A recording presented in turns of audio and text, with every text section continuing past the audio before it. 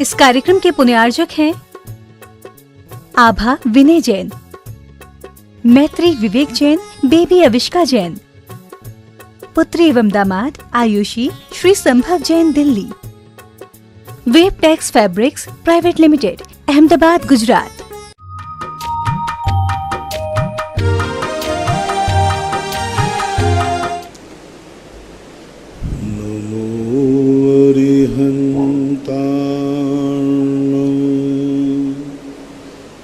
नमो सिद्धार्णं नमो आयर्याणं नमो वज्रायाणं नमो लोये सवशाहूर्णं।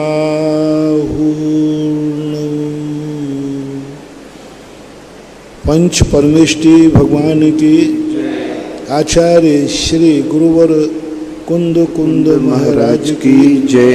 आचार्य श्री गुरुवर विद्यासागर महाराज की जय। परम पूज्य निर्यापक श्रवण मुनि श्री सुधा सागर जी महाराज की जय। परम पूज्य मुनि श्री महासागर जी महाराज की जय। समस्त संघ की जय। नविता जैन, महावीर नगर, कोटा। गुरुवर नमोस्तु। महाराज जी, इनकी जिज्ञासा है कि कसाय भावों का प्रत्याख्यान कैसे करें? कसाय भावों का प्रत्याख्यान कैसे करें? कसाय भाव का प्रत्याख्यान होता नहीं।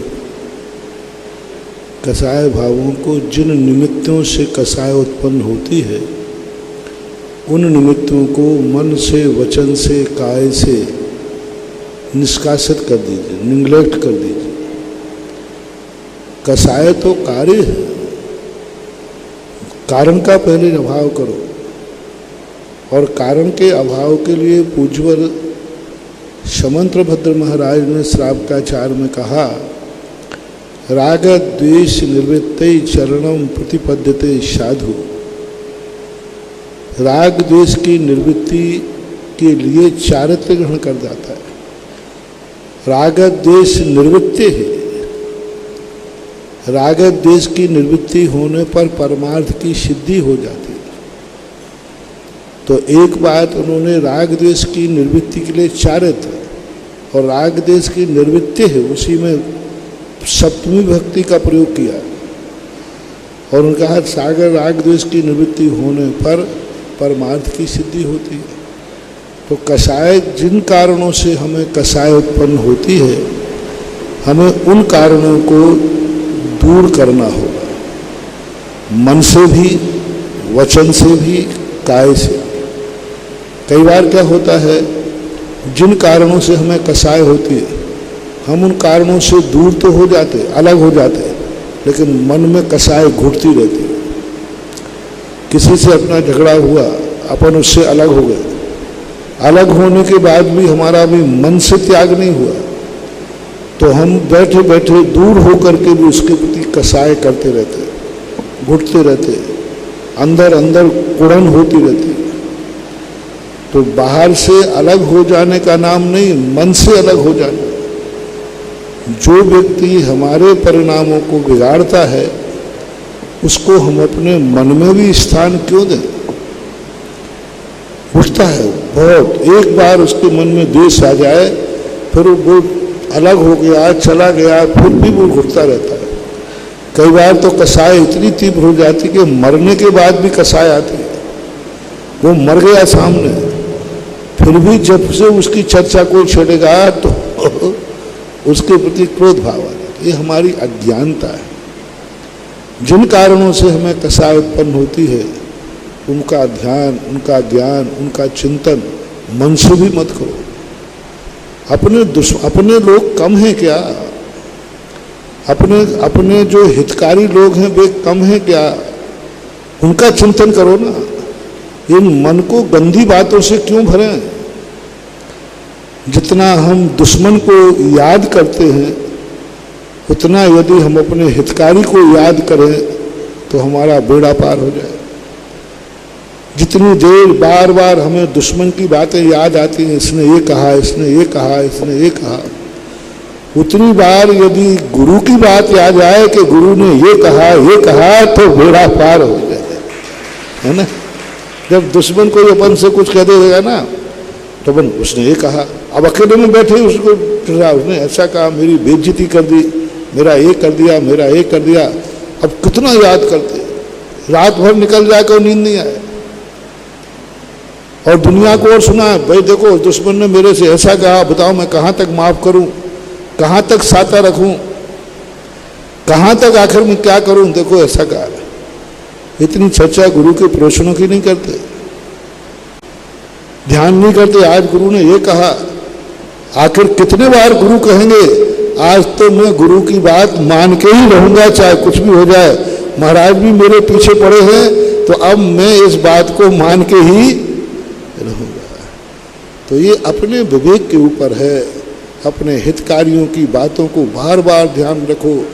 महाराज ने प्रवचन में ये कहा, फलाने शास्त्र में ये कहा, जिनवाणी में ये कहा, देखो फलाने जिनवाणी में साथ में ये बात कही। मन में भी उसका चिंतन लाओ, वचन में भी किसी से चर्चा करो तो वचन से भी वही निकलना चाहिए और काया से भी वही करना चाहिए, बार बार करने से तो हमारे कसायों का प्रत्याख्यान हो जाएगा।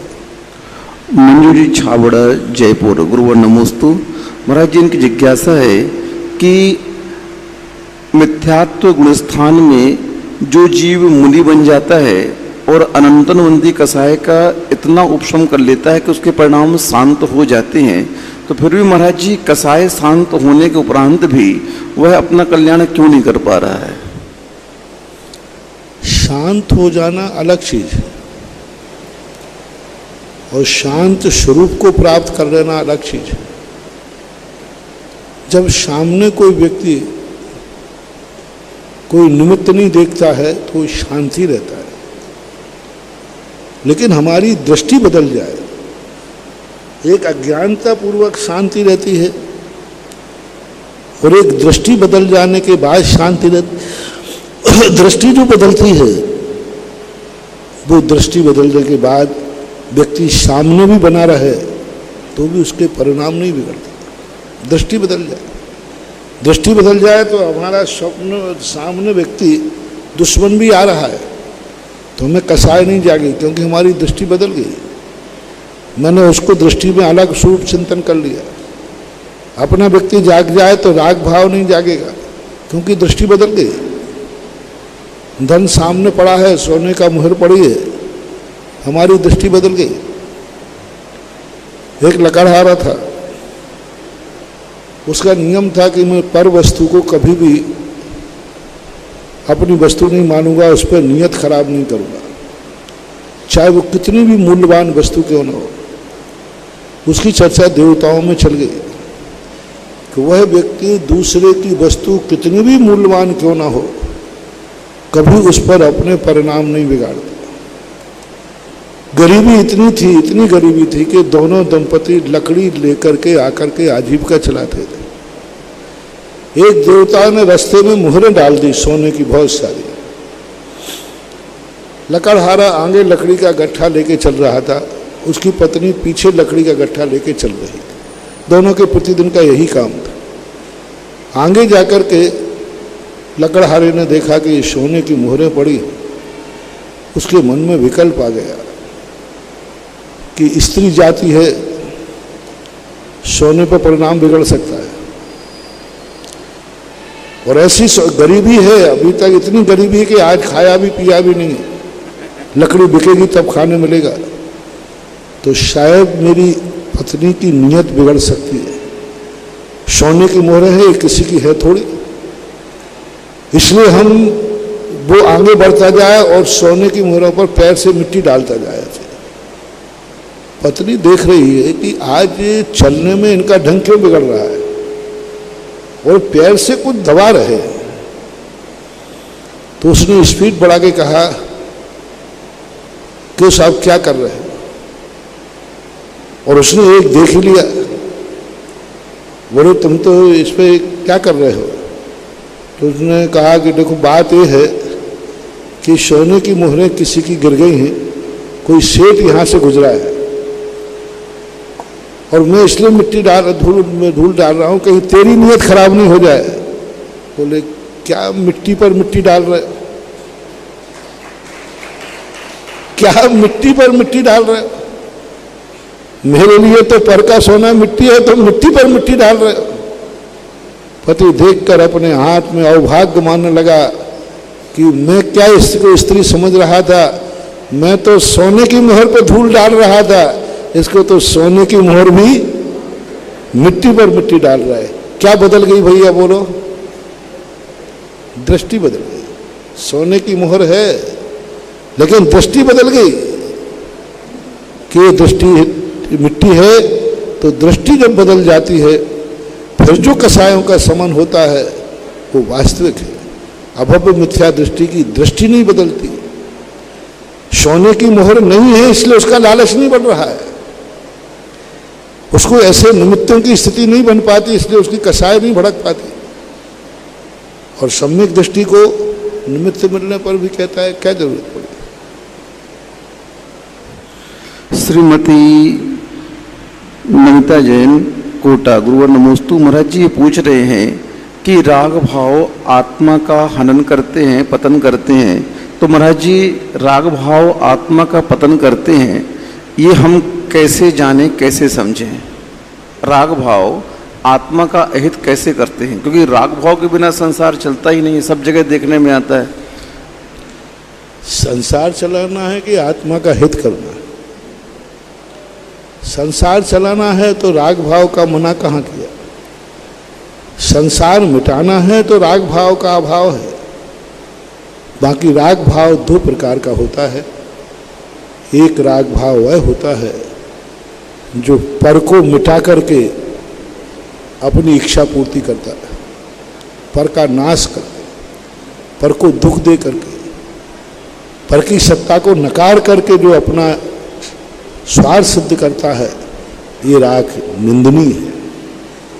दूसरा राग वो होता है सामने वाले का भी हित हो, मेरा भी हित हो जाए, उसकी भी इच्छा पूरी हो, मेरी भी हो जाए। एक व्यापारी है, व्यापारी सोचता है कि मुझे भी दो पैसा मिल जाए और सामने वाले की आवश्यकता है वो भी पूर्ति हो जाए। जब ऋषभदेव ने विनिमय की बात कही तब यही कहा, तुम 2 रुपये कमा लो और सामने वाले को जो वस्तु उपलब्ध नहीं है उपलब्ध करा दो। तो दूसरे नंबर का राग वह ग्रस्त के लिए मान्य है जो दोनों को कुछ ना कुछ उपलब्ध हो गए। एक पक्षी राग नहीं होना चाहिए। दुनिया का कुछ भी हो वो मिटे तो मिटे, बर्बाद हो तो हो जाए।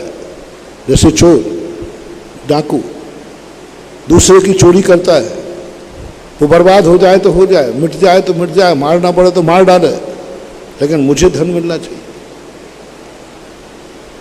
पर एक व्यक्ति वो होता है कि नहीं, मुझे भी धन चाहिए है, सामने वाले की भी आवश्यकता पूरी हो जाए।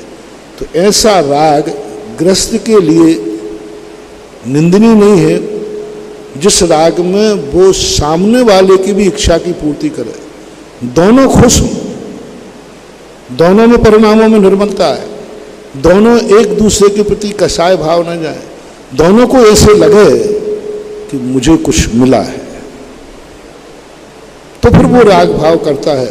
एक माँ बेटे से राग करती है, बेटा माँ से राग करता है, कहीं बुरा नहीं है, क्योंकि दोनों एक दूसरे के प्रति मिटा नहीं रहे, दोनों एक दूसरे को मिटा नहीं रहे, दोनों एक दूसरे के लिए एक सुख दे रहे हैं। इसको सांसारिक सुख बोलते हैं। तो जैन दर्शन में सांसारिक सुख की व्याख्या यही की कि तुम परस्पर में इतना अनुराग हो कि दोनों सुखी रहे, दुख ना हो। तीसरा राग वो है जो प्रशस्त राग कहलाता है, जो ऐसे व्यक्तियों से राग किया जाता है जिनके राग करने के बाद हमारे जीवन के अशुभ परिणाम छूट जाते हैं। जैसे गुरु से राग, नमोकार मंत्र से राग, भगवान से राग, गुणवानों से राग। ये जो राग करता है कहलाता है, ये राग हमारे अंदर जब जागता है, जब हमें भगवान के प्रति राग जागता है, तो उतनी देर हमारे परिणाम निर्मल हो जाते हैं, अशुभ से बच जाते हैं। पापादि परिणामों से हमारी निवृत्तादि अस्वहादे विनिवृत्ति सोहे प्रवृत्ति जान चारितम, ऐसे व्यक्तियों के प्रति राग करो जिनसे देख करके, जिनका नाम लेकर, जिनका स्मरण करके हमारे बुरे परिणाम भी अच्छे परिणामों में परिवर्तित हो जाए। उस राग को हमारे यहाँ प्रशस्त राग कहा। तो 3 राग हुए। एक राग वो निंदनीय है जो पर को मिटा करके, पर को दुख दे करके अपनी इच्छा की पूर्ति करता है। एक राग वह है जो परस्पर में एक दूसरे को अनुरागित करता है, वात्सल्य कहलाता है। और एक राग वो है जिस राग करने से हमारे परिणामों में शुभता आती है और अशुभता हटती है, ऐसा मानना चाहिए। राजीव जैन मेरठ, गुरुवर नमोस्तु। महाराज जी, इनकी जिज्ञासा है कि इच्छा शक्ति और आत्मबल में क्या अंतर है? आत्मशक्ति और इच्छा शक्ति में क्या अंतर है? इच्छा शक्ति अलग चीज है। इच्छा में आत्मबल हो ऐसा कोई नियम नहीं है। कमजोर व्यक्ति भी इच्छा करता है। एक तंदुल मत्स्य इतनी इच्छा कर सकता है कि मैं सारे समुद्र की मछलियां खा जाऊं, ऐसी इच्छा कर। तो इच्छा शक्ति करने के लिए आत्मबल होना जरूरी नहीं है। आत्मबल इच्छा शक्ति के अभाव में भी मैं दुखी नहीं होऊंगा, ये कहलाता है विल पावर, आत्मबल। समझना, रिपीट करता हूं। इच्छा शक्ति कमजोर व्यक्ति भी कर लेता है, शेख चिल्ली भी कर लेता है, शास्त्रों के अनुसार तंदुल मत्स्य भी कर लेता है। सब व्यक्ति करते हैं। कितनी इच्छाएं करते हैं, बैठे बैठे इच्छाएं करते रहते। कितने परिणामों में कितने प्रकार की इच्छाएं थी, बैठे बैठे यूं कर कुछ नहीं पाना, मिलना जुलना कुछ नहीं है, लेकिन दुनिया भर की बातें शेख चिल्ली के समान करते रहते। विल पावर क्या कहलाता है? विल पावर का अर्थ है कि यदि मैं जिस कार्य को करने जा रहा हूं फेल भी हो जाऊंगा तो मैं घबराहट नहीं होगी। शेर भी आ जाएगा, मेरी मौत भी आ जाएगी तो मैं घबराऊंगा नहीं। मुझे घाटा भी लग जाएगा तो मैं घबराऊंगा नहीं। चारों तरफ से मेरी मौत भी आ जाएगी तो मैं घबराऊंगा नहीं। ये कहता है स्ट्रॉन्ग विल पावर। और ये विल पावर जागना बहुत जरूरी। इच्छा शक्ति तो बहुत कमजोर व्यक्ति की होती है। विल पावर जाग जाए, नहीं कैसी ही परिस्थितियों में मैं अपने आप को विचलित नहीं होने दूंगा। परिस्थितियां अच्छी बुरी आती, कई लोगों के इतने विपरीत परिणाम हो जा, परिस्थितियां आ जाती हैं कि दूसरा व्यक्ति मर जाए, लेकिन वो व्यक्ति क्षमतावान होता, बोले कोई बात नहीं, आ रही है परिस्थिति, विल पावर है, मैं सहन करूंगा। और चारों तरफ से, एक तरफ से नहीं, चारों तरफ से ऐसी परिस्थितियां आ गई कि अब कोई भी जीने का रास्ता नहीं है, लेकिन वो घबरा नहीं रहा। विल पावर है उसका। सुकौशल महाराज का विल पावर। शेर खा रहा है, गज कुमार की सिगड़ी जल रही है, विल पावर। ये चरम विल पावर है। इच्छा शक्ति नहीं वहां। उनकी इच्छा नहीं थी कि मुझे शेर खा जाए, उनकी ऐसी इच्छा नहीं थी कि मुझे शेर खावे, लेकिन शेर खा रहा है, विल पावर, कोई घबराहट नहीं। ठीक है, मौत सामने, लाखों वर्षों तक जीऊं या मृत्यु आज ही आ जावे, ये है विल पावर। विल पावर पढ़ना तो सरल है, लाखों वर्षों तक जीऊं या मृत्यु आज ही आ जावे, और आ जावे तो घबरा जावे, डर लग जाए, भय लग जाए, मरने के पहले ही मर जाए। महाराज जी, डॉक्टर तो कहते हैं कि इच्छा शक्ति को बढ़ाओ, इच्छा शक्ति खत्म होती है व्यक्ति डिप्रेशन में चला जाता है। वो वहां जीने की लालसा है। वो डॉक्टर ठीक कहते हैं। डॉक्टर कहते हैं कि तुम हताश मत हो कि मर रहे हो, इच्छा शक्ति बढ़ाओ कि मैं जीऊंगा, मैं जीऊंगा, मैं कहाँ मर रहा हूं, मैं बीमार नहीं हूं, मैं स्वस्थ हूं। ये इच्छा शक्ति कहलाती है। डॉक्टर विल पावर नहीं बढ़ाएगा। डॉक्टर ये कहेगा, 2 प्रकार के डॉक्टर कहेंगे। एक डॉक्टर कहेगा तुम्हें बीमारी है ही नहीं, तुम बीमार क्यों मानते हो, मानो अपने आप को बीमार नहीं हूं, स्वस्थ हूं, मैं नहीं मरूंगा, ये इच्छा शक्ति है। अब विल पावर देखना, बहुत कष्ट है। देखो भाई, सहन तो आपको करना पड़ेगा, कष्ट तो होगा। अब दोनों बातें डॉक्टर बोलता है कि नहीं, बोले साहब दर्द तो बहुत हो रहा है, बहुत दर्द हो रहा है, सिर दर्द हो रहा है, ये हो रहा है, वो हो रहा है। तो फिर डॉक्टर कहता देखो भाई सहन तो करना पड़ेगा, और दवाई दूंगा तो और थोड़ा परेशानी होगी, सहन तो करना। जब सहन करने की बात कहे तो समझ लेना वो विल पावर बढ़ा रहा है। और जब वो ये कहे कि तुम मानोगे मैं ठीक हूँ, स्वस्थ हो गया, मैं नहीं मरूंगा, जीने की इच्छा करो, तो इच्छा शक्ति है। इच्छा में कुछ पाने की ललक होती है और विल पावर में सहन करने की शक्ति होती है। मधु जैन अलवर, गुरुवर नमोस्तु। महाराज जी ये पूछ रहे हैं कि शांति धारा में और पूजन आदि में कई बार स्वाहा शब्द आता है, तो ये स्वाहा शब्द का अर्थ क्या है और हमें कब कब स्वाहा बोलना चाहिए? स्वाहा शब्द दो प्रकार के हैं। एक स्वाहा शब्द जो है व्युत्पत्ति परक है। संस्कृत में एक धातु है हु हाक त्यागे, हु हाक त्याग के अर्थ में आती है, और हु हाक से स्वाहा बनता है। तो स्वाहा यानी अपनी वस्तु का त्याग कर देना, समाप्त कर देना, स्वाहा कहलाता है। एक दूसरा स्वाहा शब्द एक धार्मिक क्रियाओं का निपात शब्द है। वसट है, स्वाहा है, ये निपात शब्द रूढ़ अर्थ कहलाते हैं। जिनके स्वाहा के संबंध में होता है, मैं उन सब चीज़ों को ग्रहण करता हूँ जो चीज़ें मेरे लिए कार्यकारी है, जो चीज़ें मुझे उपलब्ध होंगी मैं सबको स्वीकार करता हूँ। तो उस वहाँ स्वीकार, जहाँ शांति धारा में अर्थ आता है, स्वाहा शब्द का अर्थ वहाँ पर वही लिया है। कई अर्थों में स्वाहा शब्द यूँ बोला जाता है, ग्रहण के अर्थ में भी आता है, निपात शब्द की उत्पत्ति है। राजीव जैन अमरपाटन, गुरुवर नमोस्तु। महाराज जी इनकी जिज्ञासा है कि कई बार व्यक्ति नकारात्मक सोच के कारण डिप्रेशन में चला जाता है, और डॉक्टर और गुरु के माध्यम से भी सबको यही कहते हैं, घर वाले भी यही कहते हैं कि सकारात्मक सोच करिए, सकारात्मक सोच करिए, फिर भी वो सोच बन नहीं पाती। महाराज जी तो नकारात्मक को सकारात्मक कैसे बनाया जाता है? क्या करें, समझा सकते हैं, उपदेश दे सकते हैं। एक टीचर स्कूल में पढ़ाता है, पढ़ा सकता है, फिर विद्यार्थी कहे साहब आप खूब पढ़ाते हो, मैं पढ़ता भी हूँ, लेकिन याद नहीं होती, तो अब क्या करें? उसे कर्म की स्थिति ऐसी है। दो बातें होती हैं, या तो वो ईमानदारी से पुरुषार्थ कर नहीं रहा है, और या फिर वह उसकी जो कर्म शक्ति है, पूर्व की बांधी हुई शक्ति, उसको बाध्य करती है, उसको रोकती है। क्योंकि कर्म का आवरण भी एक आवरण है। जहाँ संपूर्ण पुरुषार्थ थक जाते हैं, वहाँ उस कर्म की नियत को अपन को मानना पड़ता है कि ऐसी कर्म की नियत है।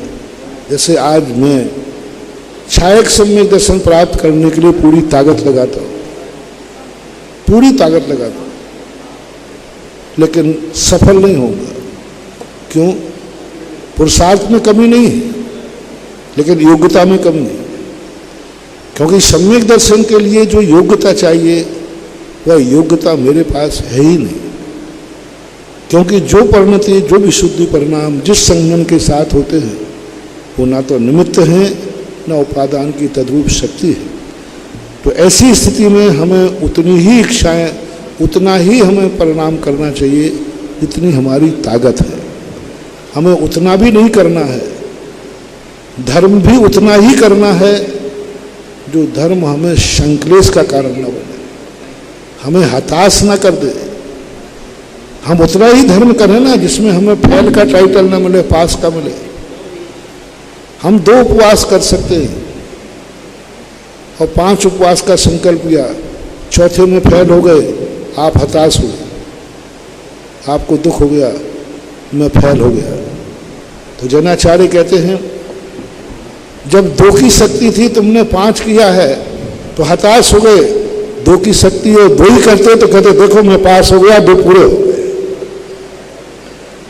पहली कक्षा में व्यक्ति अच्छे नंबर ला रहा है, और ला करके यदि वो अच्छे नंबर पा करके जाता है, तो हमारे यहाँ जब त्याग की बात आती है, तत् शक्ति तस् त्यागः, 16 कारण भावनाओं में जब त्याग की बात आई और तप की बात आई तो उन्होंने शक्ति से त्याग लगा दिया कि त्याग उतना ही करो तो परिणामों को भी हम उतने ही विशुद्ध बनाएं जितने विशुद्ध बनाने की हमारी औकात है, समर्थ है।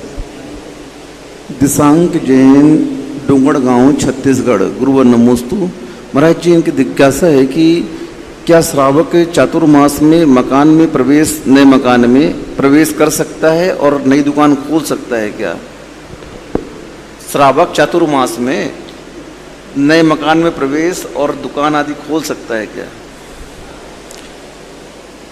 हमसे मंदिर की बात करो, ये तुम खोल सकते हो या नहीं खोल सकते हो, ये मेरे से मत पूछो, ये किसी और से पूछो तो फायदे में रहोगे। डॉक्टर मगन जैन, आष्टा। गुरुवर नमोस्तु। महाराज जी, इनकी जिज्ञासा है ध्यान और अनुप्रेक्षा में क्या अंतर होता है, और ध्यान और अनुप्रेक्षा में क्या अंतर होता है? अनुप्रेक्षा का अर्थ है किसी वस्तु को पाने की बार बार अनुप्रेक्षा करना। ध्यान में उस वस्तु को तद्रूप पाने का संकल्प करना। ध्यान, यह वस्तु ऐसी है, यह वस्तु ऐसी है, यह वस्तु ऐसी है, और ध्यान में वह तद्रूप हो जाता है, अपने आप में तद्रूप। समझिए, सपोज कीजिए सिद्ध भगवान का हम अनुप्रेक्षा कर रहे हैं। सिद्ध भगवान ऐसे होते हैं, सिद्ध भगवान का स्वरूप ऐसा है, ये अनुप्रेक्षा है। आप ध्यान के लिए, मैं ध्यान में बैठा बैठा रूपातीत ध्यान में पहुंच गया, और ध्यान करते करते मैं ध्यान सिद्धों का कर रहा था, सिद्ध का ध्यान करते करते स्वयं सिद्ध बन गया, बना नहीं हूं। कुछ वर्ष सुखचंद्र आचार्य महाराज ने ज्ञानार्णव में सिद्ध स्वरूप का ध्यान करके कहा कि ध्यान करते समय अपने सारे कर्म, नौ कर्म को जला करके आत्मा को देहातीत बनाकर सिद्धालय में भेजो। अब वहां पर अनुप्रेक्षा नहीं है, वो तद्रूप अनुभूति कर रहा है। नष्ट कम देहो लोया लोया से जान गो सिद्धा पुरुषा यारो अपहा सिद्धो झाये लोह शहरत्थो। कैसे है भगवान का स्वरूप? जो 8 गुणों से रहे थे, लोकालोक को जानने वाले पुरुषा यारो सिद्धो झाये लोह शहरत्थो। लोक के शिखरस्थ पर सिद्ध भगवान का ध्यान करना चाहिए। लोह शहरत्थो यानी सिद्ध लोक के शिखर पर बैठे हुए, तो जब वहां बैठ करके वह ध्यान में तद्रूप हो जाता है, तद्रूप होता नहीं है ज्ञान के माध्यम से, और भावनाओं में उसमें द्वैत भाव होता है, ध्यान में अद्वैत भाव आता है, ध्यान में एकत्व भाव आता है, और अनुप्रेक्षा में द्वित भाव होता है, और एकत्व की तरफ जाने का प्रयास करता है। तो चेतना का रूपांतरण इससे कैसे होता है महाराज जी? चेतना का रूपांतरण इससे कैसे होता है? जो ध्यान और अनुप्रेक्षा है, इसके माध्यम से अपनी चेतना का, आत्मा का रूपांतरण कैसे करें? दोनों को बता दिया ना। एक व्यक्ति को मन में कल्पना करके किसी वस्तु का चिंतन कर रहा है, वस्तु मीठी है, मीठी है, मीठी है। एक व्यक्ति स्वप्न में खा रहा है। अब स्वप्न में जब कोई कार्य करता है तो उसको तद्रूप रखता है कि चिंतन होता है? स्वप्न में यदि वो खा रहा है तो उसे खाने की अनुभूति होती है कि चिंतन की अनुभूति होती है? खाने की अनुभूति। तो क्या खा रहा है, लेकिन अनुभव में क्या आ रहा है? जैसे मैं खा रहा हूं और खा नहीं रहा है। वो शिखर जी की वंदना कर रहा है स्वप्न में, लेटा लेटा है नहीं, लेकिन शिखर जी की वंदना कर रहा है। मैं शिखर जी वंदना कर रहा हूँ, गौतम गंधर टोंक आ गई, कुंथनाथ टोंक आ गई, वो सब वंदना कर रहा है ध्यान, लेकिन वो कर नहीं रहा है। और यहाँ बैठे बैठे ध्यान कर, चिंतन करना, इतने मील जाकर, इतने किलोमीटर जाकर वहाँ टोंक आती है, फिर कुंथनाथ टोंक आती है। अभी जो अपने मन में आएगा ये चिंतन है। और जब वो ध्यान में बैठेगा तो स्वप्न में जैसे वह तद्रूप हो जाता है, उसको ऐसे अनुभव में आता है कि मैं शिखर जी में हूँ और शिखर जी की वंदना कर रहा हूँ। ऐसा ध्यान में व्यक्ति तद्रूप हो जाता है, होता नहीं है, लेकिन उसके अनुभव में उसका ज्ञान शुद्ध उपयोग बन जाता है। शुद्ध है नहीं, लेकिन ज्ञान में वह अपनी शुद्ध दशा की धारणा बना लेता है, उसको ध्यान होता है। 12 वर्षीय स्वाध्याय सदस्यों की ओर से प्रश्न है महाराज जी की आगामी जो वर्ष में कोर्स आएगा उसमें कौन कौन से शास्त्र जी विषय के रूप में आएंगे। अगर पहले से पता चल जाए तो हम लोग तैयारी कर लें कि ये कोर्स ख़त्म होने वाला है। अगले वर्ष स्वाध्याय जो 12 वर्ष स्वाध्याय चल रहा है, अगले वर्ष कौन सा कोर्स उसमें रखा जाएगा, उनकी जानकारी चाहते ताकि हम लोग आगे की तैयारी शुरू कर दें। सब बता चुके हैं, सबको मालूम है, जानकारी करते नहीं हैं। आप संस्थान में बहुत बड़ा डिपार्टमेंट है, बहुत बड़ा ऑफिस है, बहुत कर्मचारी लगे हैं, लाखों रुपया 12 वर्षीय कोर्स पर खर्च हो रहा है। आप उसका उपयोग कीजिए। कोई ऐसे ही नहीं तुम्हारे लिए 12 वर्षीय कोर्स चल रहा है। एक बहुत बड़ा डिपार्टमेंट है, बहुत बड़ा कोर्स है, वहाँ पर कर्मचारी वहाँ लगे हुए हैं, दिन रात आप उनके आपके काम में किताबें छपना, पुस्तकें छपना, पेपर छपना, कोर्स तैयार होना, ये सारी तैयारी करते हैं। वहाँ एक व्यक्ति फोन के लिए बैठा हुआ रहता है, हर व्यक्ति के जवाब देना, हर व्यक्ति के प्रश्न का उत्तर देना। वो भी है कि आपको कोई समस्या है तो आप उपयोग कीजिए। समस्या ये है कि भारतवर्ष में 1.5 लाख कानून हैं जो बने हुए पड़े हैं, लेकिन पुलिस वालों से कहो तो वो कहते महाराज कोई श्रावक आके कहे तो सही हमें समस्या है। अब श्रावक जब थाने में जावे ही नहीं तो पुलिस करेगी क्या, उसको क्या पड़ी है? और अपन उपयोग नहीं कर रहे। इतनी समस्याओं के समाधान आपके पास है, आप जा नहीं सकते। जैसे सपोज कीजिए व्हाट्सएप चलता है, किसी के संबंध में कोई भी व्हाट्सएप में गलत निकाल देता है, कुछ भी निकाल देता है, कानून है आप FIR दर्ज कराइए ना, FIR दर्ज कराइए, तुरंत आप दर्ज कराइए, आपका एक्शन होगा और उसकी जिंदगी खत्म कर हो जाएगी। आप करिए तो FIR, कोर्ट में है, ये नियम है। किसी भी व्हाट्सएप के संबंध में आपको ये डाउट होगा कि व्हाट्सएप गलत है, आप बराबर आप कोर्ट में जा सकते हैं, बराबर कोर्ट में जाइए, बराबर आप थाने में FIR दर्ज कराइए, कहिए साहब ये व्हाट्सएप आया है और ये व्हाट्सएप गलत है, इसमें मेरी मानहानि है, मेरे धर्म के संबंध में ऐसा कहा, मेरे संबंध में ऐसा कहा, मेरे भगवान के संबंध में ऐसा कहा, मेरे गुरु के संबंध में ऐसा कहा, कोई भी गलत। लेकिन आप लोग जाते ही नहीं, परिणाम ये निकल रहा है कि व्हाट्सएप कैसे निकल रही है, जिस चाय के संबंध में जो चाय निकल रहा है, क्योंकि वो सुषंद है, क्योंकि आपको कानून का सहारा नहीं ले रहे।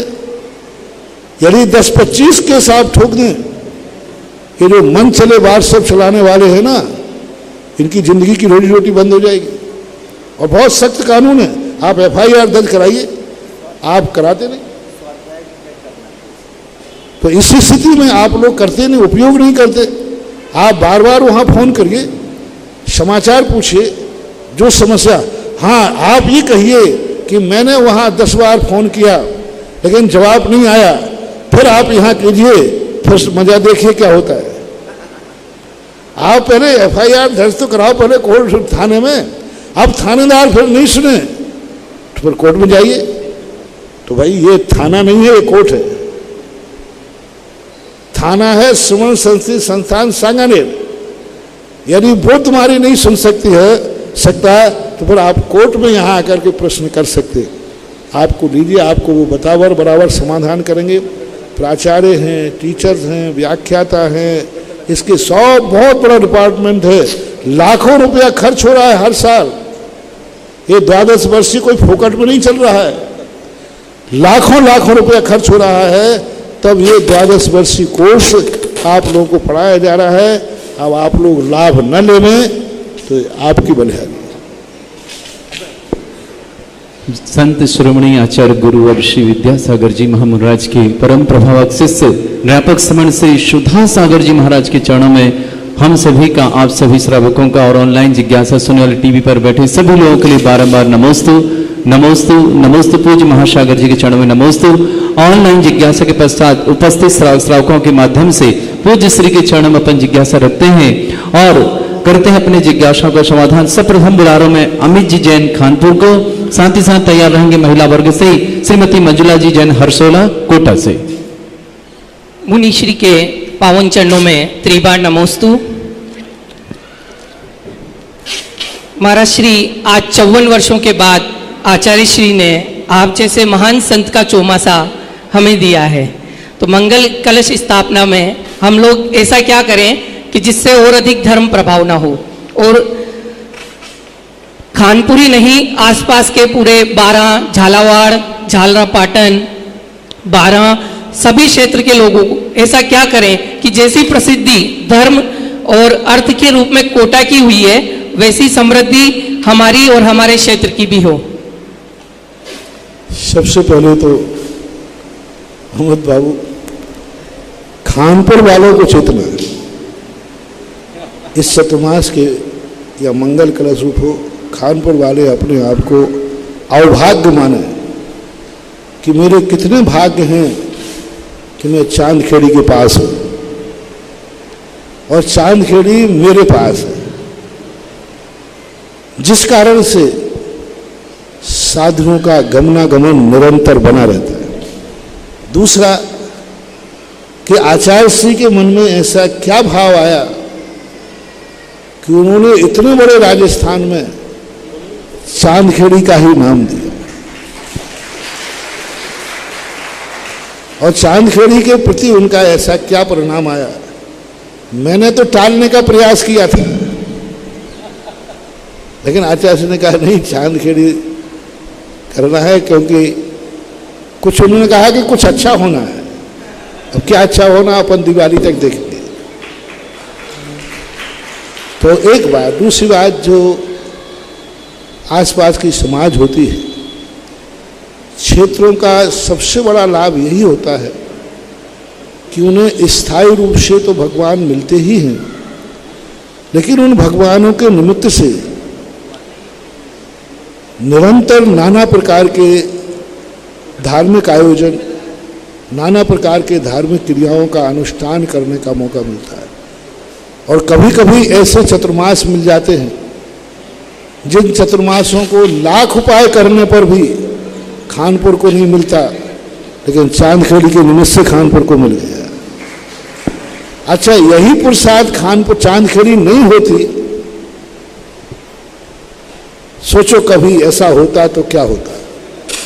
खानपुर तो होता, खानपुर तो होता और चांदखेड़ी नहीं होती, तो खानपुर का क्या होता। एक ग्राम बन के रह जाता।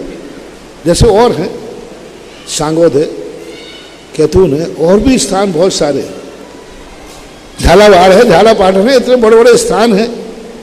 अब झालावाड़ कोई छोटा स्थान है क्या? लेकिन उनके पास शहर है, डिस्ट्रिक्ट है, डिस्ट्रिक्ट हेडक्वार्टर है, सब कुछ है, मात्र नहीं है तो चांदखेड़ी नहीं है। क्या नहीं है बोलो? झालावाड़ में क्या नहीं है? सब कुछ है, लेकिन तीर्थ नहीं है। बड़े बड़े शहर हैं जहां सब कुछ है, कोई कमी नहीं, लेकिन तीर्थ नहीं। खानपुर के बाद कुछ भी नहीं है, लेकिन क्या है?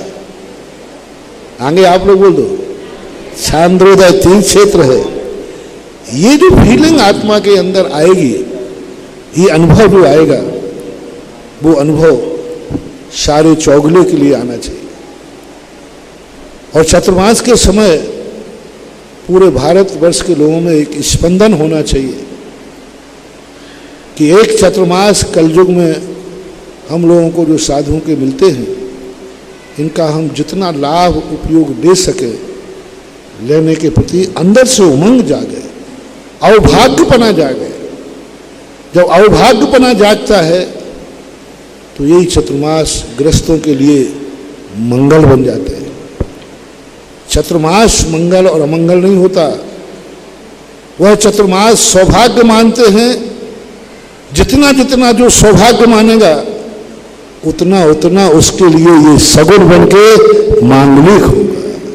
मंगल स्वरूप होगा। और जब मंगल स्वरूप होता है उसकी अभिव्यक्ति कोई मंगल कलश आदि के माध्यम से करता है कि नहीं मेरे अभाग्य हैं या सगुन मेरी ही हो, तो लोग अपने जीवन में पूरी शक्ति प्रमाण अपनी शक्ति के अनुसार मंगल कलश आदि स्थापित करके, जो मैंने कल भी कहा था, अपनी भावना की अभिव्यक्ति करते हैं। क्योंकि गृहस्थ को जब तक कोई निमित्त की स्थापना नहीं करेगा उसके घर में कोई समाचार आने वाला नहीं। कोई समाचार आने के लिए कहीं ना कहीं से डिक्स जोड़ना पड़ती है। डिक्स नहीं तो टावर होगा। टावर के बिना आपका मोबाइल चलने वाला नहीं है। मोबाइल ले लो, खरीद लो, सब कर लो, लेकिन टावर नहीं है। तो इसी प्रकार मंगल कलश आदि जो स्थापित होते हैं ये आपके लिए एनर्जी के टावर है। टावर डिक्स है, डिक्स जिस कनेक्शन से व्यक्ति अपने जीवन को करता है, ऐसा माना चाहिए। महाराज श्री निश्चित ही है, जिस तरह की आबा सुदर्शना तीक्षित के 30 से 40 घर वालों ने बहुत ऐतिहासिक चतुर्मास किया था, चंद्रोदय तीक्षित कमेटी भी ऐसा ही विशेष महामहोत्सव रूप में है वहाँ चतुर्मास करने का सौभाग्य प्राप्त कर रहे हैं। और जो ऑनलाइन के माध्यम से हमें सुन रहे हैं महाराज जी के जिज्ञासा समाधान, उन्हें बता दें 28 जुलाई आप सादर आमंत्रित हैं। चंद्रोदय तीक्षित कमेटी आपको सादर आमंत्रित करती है इस महामहोत्सव में। मंगल कलश स्थापना में आप प्रथम कलश सर्वार सिद्धि अमृत कलश के माध्यम से, 101 कलश के माध्यम से, शांति सर्वार सिद्धि कलश 51 कलश के माध्यम से, सिद्धि कलश 31 कलश के माध्यम से, और चंद्रोदय चांदखेड़ी कलश श्री आदिनाथ भगवान का आप 21 कलश के माध्यम से, और नंद्यावर्त कलश 11 कलश के माध्यम से, और 5 कलश के माध्यम से आप शांतिधारा कलश आदि कलश स्थापन कर सकते हैं। और सामान्य सभी लोगों के लिए, जो सभी के लिए बहुत छोटी राशि इस कमेटी ने यहाँ घोषित की है, 1,11,000 की राशि के माध्यम से आप सभी लोग एक भक्ति कलश भी रखने का सौभाग्य ले सकते हैं। किंतु अपनी जितना जैसा जिसका है उस हिसाब से, अपने रेज के हिसाब से जरूर लें और अपना पुण्य वर्धन करें। और ऐसे आज महाराज जी ने बहुत बड़ी बात कहा, ये डिश है सीधी रेज आपके घर तक, आपके परिवार में सुख, शांति, समृद्धि, आरोग्यता, ऐश्वर्यता और एकता परिवार में रहे। इन भावना से ऐसी रिद्धि सिद्धि के माध्यम से कलश आपके पास है। क्यों? क्योंकि प्रतिदिन महाराज जी के जो चातुर्मास का समय होगा, उन चातुर्मास में किए गए पूरी तपस्या का फल और शांति धारा का के जो उच्चारण होंगे, यहाँ प्रवचन आदि जो करूँ, सबका फल उन कलशों के माध्यम से एक आपके घर में जाएगा रेज, और आपका परिवार में ऐसा वातावरण बनेगा कि हमेशा सुख, शांति, समृद्धि, आरोग्यता, ऐश्वर्यता आपके परिवार को चूमे। इन भावना के साथ मंजुला जी जैन द्वितीय जिज्ञासा के लिए यहाँ उपस्थित होते हैं और तैयार रहेंगे श्रीमान चेतन जी जैन कोटा। नमोस्तु गुरुदेव, आपके पावन श्री चरणों में हरसोरा परिवार का त्रिबार नमोस्तु नमोस्तु नमोस्तु। गुरुदेव, मेरी जिज्ञासा इस क्षेत्र की पूजा से है। उसमें स्थापना में आता है कि अतिशय क्षेत्र विशाल है, चांद खेड़ी शुभ थान, 9 शतक जिन बिंब युक्त आदिनाथ भगवान। तो गुरुदेव, मेरी जिज्ञासा ये है कि 900 जो जिन बिंब युक्त आदिनाथ भगवान है वो भूगर्भ में है या फिर 900 जिन बिंब है वो पहले का इतिहास रहा है? 900 जिन बिंबों की वदंती यहाँ बहुत पुरानी चलती आई। अब 900 जिन बिंब, मैं तो जब से यहाँ आया हूँ अनेक प्रकार से उन 900 जिन बिंबों को देखने का प्रयास किया, लेकिन वो कहीं से भी देखने में नहीं आए। जब मैं पहली बार 2002 में आया था, नीचे जो मूर्तियाँ छोटी थीं, खंडित मूर्तियाँ आदि सब मिलाकर के भी वो 900 नहीं गिन पाया। तो अब ये कहाँ से कैसे किंवदंती चली है या इतिहास साक्षी है, इतिहास भी कोई नहीं मिल रहा है कि इस अपेक्षा से यहाँ 900 जिनबिंबों की स्थिति मानी जाए। कहते लोग आए हैं, शुरू से कहते आए, लेकिन कैसे है इसका कोई ऐतिहासिक प्रमाण अभी तक मुझे देखने में नहीं है। श्रीमान चेतन जी जैन कोटा, और तैयार रहेंगे श्रीमती अनीता जी रामगंज मंडी। श्रीमती अनीता जी रामगंज मंडी, देखिए कल, हाँ पहले से अपने पास माइक ले लीजिएगा। परम पूज्य गुरुवर के चरणों में सादर नमन, नमस्तु गुरुवर, नमस्तु गुरुवर। गुरुवर, मेरी जिज्ञासा है कि जो तद्भव मोक्षगामी जीव होते हैं तो उनको क्या पहले से मालूम होता है कि वो उनको मोक्ष होगा? क्या बोले? जो तद्भव मोक्षगामी जीव होते हैं, धीरे धीरे, जो तद्भव मोक्षगामी जीव होते हैं महाराज जी, उन्हें क्या पहले से पता होता है कि इस भव में मोक्ष चले जाएंगे हम? किनको? तद्भव मोक्षगामी जीवों को। तद्भव मोक्षगामी सभी जीवों का नियामकपना नहीं, कुछ जीवों का है। जैसे जो सर्वार्थ सिद्धि से आते हैं, स्वधर्मेंद्र पद से आते हैं, लोकांतिक पद से आते हैं, तीर्थंकर प्रकृति को बंद करके आते हैं, छायक सम्यक दर्शन को लेके आते हैं, इनको मालूम होता है कि ये नियम से मोक्ष जाएंगे। शेष लोगों का मोक्ष जाने का काल नियत नहीं है। ऐसा उज्ज्वल अकलंग स्वामी महाराज ने श्री राजवार्त काल में लिखा कि किसी भी सभी जीवों के मोक्ष जाने का काल नियत नहीं होता। अब जब नियत नहीं होता है, जैसे चक्रवर्ती के 923 पुत्रों का मोक्ष जाना नियत नहीं था, वो निगोश से निकल के आए या गंजाई पर्याय से आए, उनके मोक्ष जाने का काल नियत नहीं था, लेकिन उन्होंने पुरुषार्थ करके मोक्ष प्राप्त किया। बहुत सारे जीवों का अंजन छोड़ के मोक्ष जाने का काल नियत नहीं था, क्योंकि उनके संबंध में किसी ने भी जीवन काल में घोषणा नहीं की कि अंजन चोर इसी मोक्ष भव में मोक्ष जाएगा। वो तो अंजन चोर था, व्यसनी था, सप्त दुर्गुणों से रहित सहित था, पापी था। ऐसा कोई भी पाप नहीं था जो उसने नहीं किया हो, लेकिन उसके बावजूद भी उसने ऐसा पुरुषार्थ किया कि जिंदगी भर के किए हुए सारे पाप एक चुटकी बजाते बजाते धो दिए, काट कर और मोक्ष प्राप्त कर लिया। अंधन चोर के मोक्ष जाने का काल नियत नहीं था, आगम के अनुसार कहीं कथन नहीं। ऐसे बहुत सारे जीवों के काल हैं और आगम प्रमाण है कि मोक्ष जाने का काल नियत नहीं होता। यदि नियत होता तो पुरुषार्थ की जरूरत ही नहीं होती, पुरुषार्थ ही बता रहा है कि नियत नहीं। दूसरी बात है कि यदि हर चीज़ को नियत के कहते डाल दें तो ऋषभदेव 1000 साल पहले दीक्षा क्यों ली? अवधि ज्ञान था, जान लेते कि मुझे केवल ज्ञान तो अभी होना नहीं। सौधर्मेंद्र को क्या परेशानी हो रही थी? बढ़िया आराम से तीर्थंकर घर में बैठे थे, राजपाट कर रहे थे। उसको अवधि ज्ञान लगा के जान लेना चाहिए था कि भगवान को केवल ज्ञान 1000 साल के बाद होगा। अरे वो नहीं जानता था तो विदेह क्षेत्र में सिमंदर भगवान से पूछ लेता कि हे सिमंदर भगवान, भरत क्षेत्र में आदिनाथ भगवान गृहस्थ अवस्था में हैं, इनको केवल ज्ञान कब होगा? तो केवल ज्ञान हो का समय पूछा था, टाइम भी पूछा था, और भगवान अवधि ज्ञान से जान लेते। बढ़िया दोपहर में केवल ज्ञान हुआ था, सवेरे नाश्ता पानी करके, भोजन पानी करके बढ़िया दोपहर में दीक्षा ले लेते, ध्यान में बैठ जाते, दोपहर में केवल ज्ञान हो जाता। बस लेना एक न देना दो, कुछ नहीं करना धरना।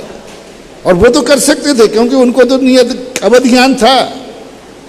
नहीं, जो व्यक्ति इस तरह से बैठता है कि मेरा काल जब नियत होगा, उसका कभी नियत नहीं होता, कभी किसी का काल लब्धि नहीं आती, काल ही आता है। इसलिए जो महान आत्माएं होते हैं वे नियत का इंतजार नहीं करते, उनके मन में तो भाव आता है तब जागो तभी से। उनके मन में तो भाव जागता है जो काल करना है वो आज क्यों नहीं। जब अच्छा कार्य है, करने योग्य ही है, तो काल का इंतजार क्यों? करने योग्य ही है। जब ये निर्णय हो चुका कि करने योग्य अच्छा कार्य है तो काल का इंतजार क्यों? आज ही करो ना। ये नियत होती है हमारे यहाँ, बाकी नियत नहीं होती। श्रीमती अनीता जी रामगंज मंडी और तैयार रहेंगे श्रीमान आदि जी जैन सौगानी अशोकनगर, जिन्हें भी जिज्ञासा समाधान माध्यम से सुना है कि चतुर्मास कलश के लिए, तो हमारी टीवी स्क्रीन पर आपके लिए फ़ोन नंबर और अकाउंट नंबर आदि सब दिए जा रहे हैं। फ़ोन नंबर आप अपने पास नोट कर यहाँ की कमेटी को फ़ोन करके अपने कलश बुक करा सकते हैं। मेरे परम पूज्य आराध्य गुरुवर के चरणों में त्रैवार नमोस्तु। गुरुवर, आपने वैष्णोदेव तीर्थ क्षेत्र चौलेश्वर में बताया था भूदान की महिमा। भूदान की महिमा में बताया था कि भूदान देने से मनुष्य को अगले जन्म में फुटपाथ पर नहीं रुलना पड़ेगा और सड़क पर नहीं रुलना पड़ेगा। अगले जन्म में अच्छे भवन प्राप्त होंगे। भूदान देने पर किसी को फुटपाथ नहीं मिलेगा अगले जन्मों में, और समस्त प्रकार की सुविधाएं प्राप्त होंगी। तो गुरुवर, ऐसा आपने कहा। गुरुवर, मेरी जिज्ञासा है कि उत्तम पात्र को आहार दान देने की क्या महिमा है? और दूसरा गुरुवर, हम रामगंज मंडी में रहते हैं, हमारा ऐसा कौन सा पुण्य रहा है कि हमारे एक तरफ तो चौथे काल की चर्या पालने वाले गुरु विनीत सागर जी महाराज और चंद्रप्रभु सागर जी महाराज, और दूसरी तरफ परम पूज्य गुरुदेव सुधा सागर जी महाराज विराजमान है।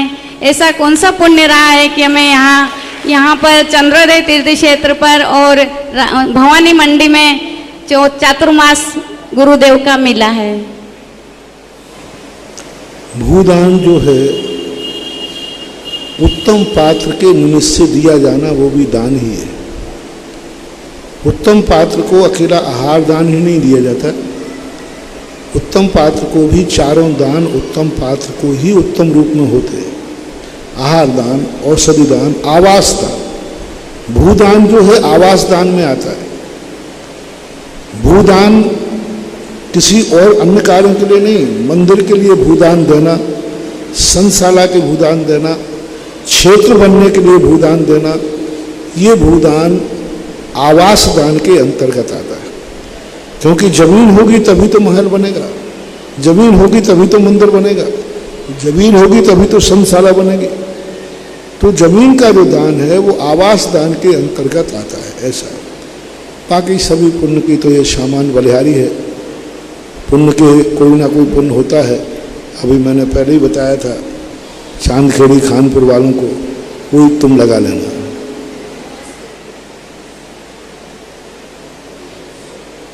हाँ, श्रीमान आदि जी सोगानी तैयार रहेंगे। निशा जी वैद कोटा। नमोस्तु महाराज श्री। महाराज श्री, मेरी एक जिज्ञासा है कि चातुर्मास के समय जैन मुनि महाराज एक ही जगह क्यों रुकते हैं? दूसरा महाराज जी, अभी आपने चातुर्मास कलश का इतना महत्व बताया तो मेरे मन में ये जिज्ञासा उत्पन्न हुई कि महाराज जी, जो पुण्यात्मा जीव इस कलश की स्थापना करते होंगे तो ऐसा क्या करा होगा उन्हें महाराज जी जो उन्हें ये पुण्य कार्य करने का मौका मिलता है? चतुर्मास जो करने की स्त्रियां हैं वह साधु अपने लिए चतुर्मास करता है।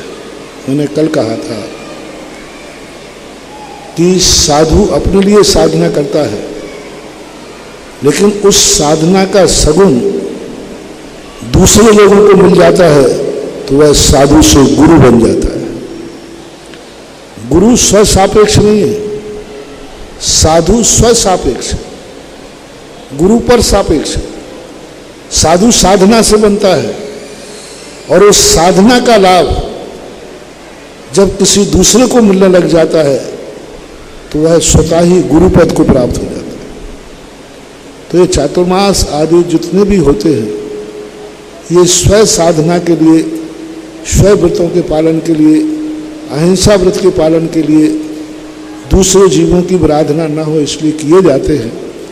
इसमें श्रावकों की निकटता होने से उनको लाभ मिलता है, इसलिए मानना चाहिए। जो परिणाम ऐसे करते हैं, नियम से उनके पूर्व भाव का कोई ऐसा शुभ कर्म है जो कर्म फलना चाहता है, जो कर्म उदय में आना चाहता है, लेकिन अब वो उदय के लिए कोई ना कोई बहाना चाहिए, कोई ना कोई निमित्त चाहिए। कर्म भी उदय में आने के लिए कोई ना कोई निमित्त ढूंढता है। अच्छे पुण्य कर्म का उदय आए तो वो कोई ना कोई निमित्त ढूंढेगा, आपका ऐसे स्थान में जन्म दिलाएगा जहाँ मंदिर होंगे, तीर्थ होंगे, गुरुओं का गमनागमन होगा। ऐसे स्थान पर धन भी आपका पुण्य का होगा तो वह ऐसे निमित्त में लाने का प्रयास करेगा कि कोई ना कोई अनुष्ठान हो और मैं धन को खर्च करूँ। इसे बोलते हैं पुण्यानुबंधी पुण्य। एक पापानुबंधी पुण्य होता है, एक पुण्यानुबंधी पुण्य होता है। पापानुबंधी जब पुण्य होता है तब व्यक्ति जब पुण्य का उदय आता है उसको पाप में खर्च करने का भाव आता है, और पुण्यानुबंधी पुण्य का उदय आता है तो उसका पुण्य बाध्य करता है कि नहीं, ये कमाई जो है पुण्य के उदय से आई है, इसको पाप में नहीं लगाना, पुण्य में ही लगाना है। अब वो पुण्य का, वो पुण्यानुबंधी पुण्य खुद बहाना ढूंढता है, किस बहाने से खर्च करे। कभी मंदिर का, कभी शांति धारा का, कभी चातुर्मास के मंगल कलश का, कभी अनुष्ठान का, कभी पूजन का।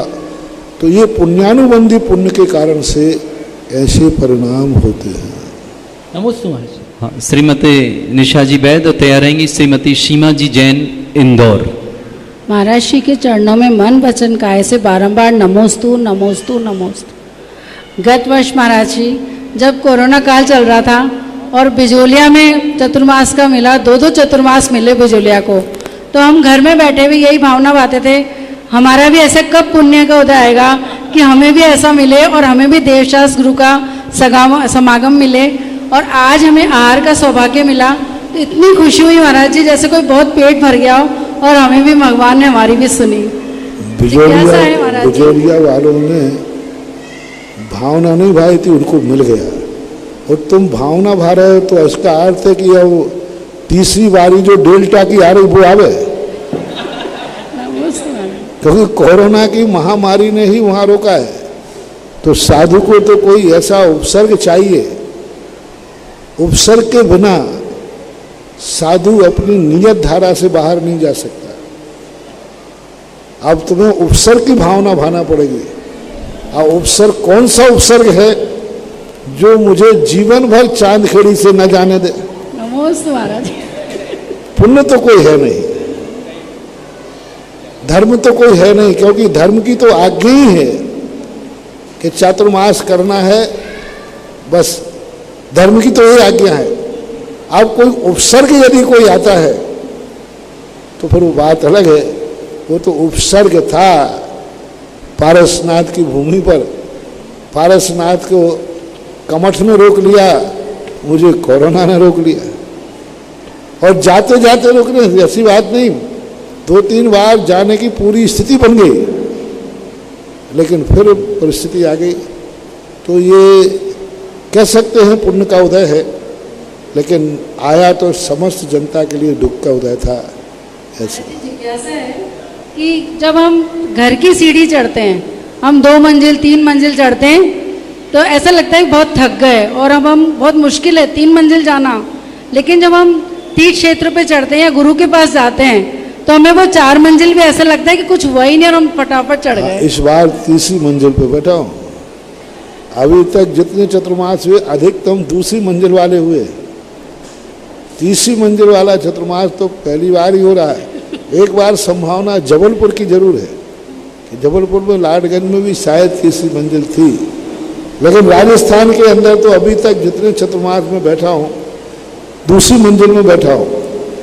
अब करें क्या, यहाँ चारों तरफ से इतना निर्माण है, हवा ही नहीं है, नीचे करूँ क्या। तीसरी मंजिल पर भी हवा नहीं मिल रही है, क्योंकि पड़ोसी 5वीं मंजिल का है। संशाला तीसरी मंजिल की है तो पड़ोसी के बिल्डिंग जो ये भवन है चांदखेड़ी की धर्मशाला, वो 5वीं मंजिल है। और यहाँ पश्चिम से ही हवा आती है, और पश्चिमी हवा नहीं मिलने से हम लोग हवा के लिए एक बोझ था चौलेश्वर का, जहाँ हवा से परेशान थे, और एक चांदखेड़ी है जहाँ हवा के लिए परेशान है। चौलेश्वर में क्या हवा चलती थी रात में, साए साए खिड़की फुड़की सब टूट जाती थी, हवा की कमी नहीं रहती थी। और यहाँ हवा के लिए परेशान है। श्रीमती सीमा जी जैन इंदौर और तैयार रहेंगे श्रीमान ताराचंद जी जैन सारौला। मुनि श्री निर्यापक सुधा सागर महाराज जी के मन वचन काय से चरणों में बारंबार कोटि सा नमन, मेरे पूरे परिवार का कोटि सा नमोस्तु महाराज जी। मेरा ये प्रश्न है कि मैंने मन ही मन तो अपने दिल में गुरु को गुरु बना रखा है, मगर कभी उसके समक्ष बोला नहीं है, तो क्या मुझे गुरु का पूरा आशीर्वाद मिलेगा क्या? मैंने मन ही मन गुरु को अपने दिल में गुरु बना रखा है। बस बना लिया तो बन जाता है, कोई कहने की जरूरत नहीं होती। अच्छा, नमोस्तु महाराज जी। श्रीमान ताराचंद जी सारौला और तैयार रहेंगे श्रीमती हेमा जी सोनी चांदखेड़ी। मेरे परम पूज्य निरापक मुनि श्री सुधा सागर जी महाराज सत्संग चरणों में त्रिकाल नमोस्तु नमोस्तु नमोस्तु। महाराज श्री जिज्ञासा है, हमारा कौन सा पुण्य का उदय था कोरोना काल में सब जगह मंदिर बंद रहे, अभिषेक नहीं हुआ, परंतु हमें एक दिन भी न तो मंदिर छूटा न अभिषेक छूटा, सुबह शाम मंदिर का मौका मिलता था। दूसरा प्रश्न महाराज, पूजा और पाठ तो आ जाता है, पूजा के साथ पाठ करते हैं, आराधना शब्द से मेरा संबंध है। आराधना किस रूप में ले गुरुदेव, मेरा जिज्ञासा समाधान करें, आराधना किस रूप में? आराधना क्या? आराधना तो पूजा पाठ के अलावा आराधना क्या मतलब लगाए? पूजा पाठ का आराधना का मतलब क्या? आराधना शब्द क्यों आया? आराध शब्द जो बना है पूजा से बना है, पूज्य से। जब किसी के गुणों से हम प्रभावित होते हैं तो उन गुणों की प्रशंसा के लिए, उन पुरुषों को गुणों को धारण करने के लिए जब अनुराग उमड़ता है उसको आराधना बोलते हैं। जब किसी में कोई गुण हो और उन गुणों को पाने के लिए हमारे अंदर उनके प्रति अनुराग जो उमड़ता है कि ये गुण मुझे प्राप्त हों, उसके कारण से आराधना शब्द की उत्पत्ति होती है। श्रीमती हेमा जी सोनी चांदखेड़ी, महर्षि जिज्ञासा ऑनलाइन है, जैन दर्शन में मानव स्नान और देव स्नान का क्या उल्लेख है? मानव स्नान और देव स्नान किसे कहते हैं? क्या जैन दर्शन में ये कोई शब्द आया है? मानव स्नान और देव स्नान, स्नान जैन दर्शन में कोई नाम आए हैं क्या? मानव स्नान और जैन देव स्नान। देव स्नान और मानव स्नान शब्द तो मैंने नहीं देखे। अब ये शब्द जब राजा महाराजाओं के वर्तमान युग में आते हैं तो वो स्नान कर रहा है, लेकिन मानव स्नान शब्द और देव स्नान शब्द मूल आगम में, प्राचीन आगम में तो कहीं लिखे नहीं। निहुन शब्द का प्रयोग आता है, आविष्णपन का भी आता है, लेकिन देव स्नान एक ऐसा अलग से पर्टिकुलर शब्द या मनुष्य स्नान अलग से पर्टिकुलर शब्द नहीं आया। देवों का स्नान होता है, लेकिन देव स्नान शब्द का प्रयोग देखने में नहीं। आयोजक थे आभा विनय जैन, मैत्री विवेक जैन, बेबी अविष्का जैन, पुत्री एवं दामाद Ayushi Shri Sambhav Jain Delhi, web tex fabrics private limited, Ahmedabad Gujarat.